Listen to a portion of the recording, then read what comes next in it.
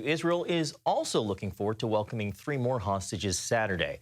The joy, although, is tempered by the fact that terrorists are being set free from Israeli prisons as part of the deal. CBN Middle East correspondent Julie Stahl brings us the story from Jerusalem. The 8 hostages set free Thursday came home to a hero's welcome from family and friends and the country.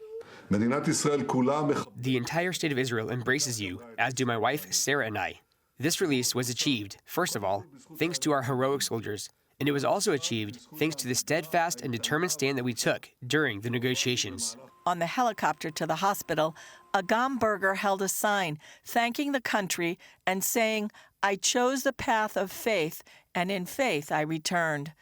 Berger, a violinist, was the last of 5 female IDF lookout soldiers to be released.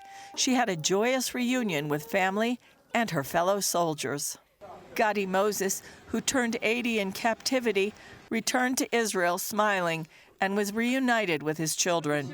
Arbel Yehud, who reportedly spent her entire 482 days alone, had a chaotic exit from Gaza. She and Moses were held by Palestinian Islamic Jihad. Her exit was so chaotic that Netanyahu temporarily suspended the Palestinian prisoners' release until he had assurances from mediators that it wouldn't happen again.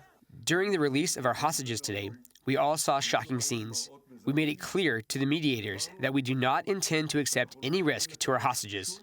The Thailand hostages, who have no family here, were greeted at the hospital by their country's ambassador to Israel. Thank you so much. I'm sure that they will feel at home here.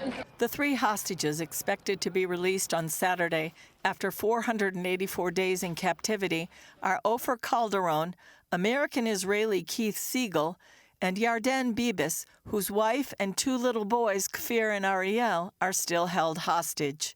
Negotiators will start hashing out the details of the second phase of the hostage deal on Monday, which should lead to the release of the remaining living hostages and Israeli forces withdrawing from Gaza.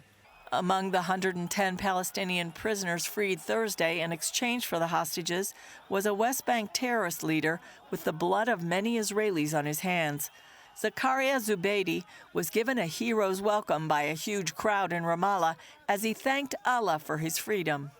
Despite more than a year of crushing blows, Hamas says it won the war in Gaza. A senior official for the group tells the Associated Press the Palestinian people were not defeated. The enemy did not achieve its goals. It appears President Trump may be willing to use economic pressure to get Egypt and Jordan to take in many of the Palestinians left homeless by the war in Gaza.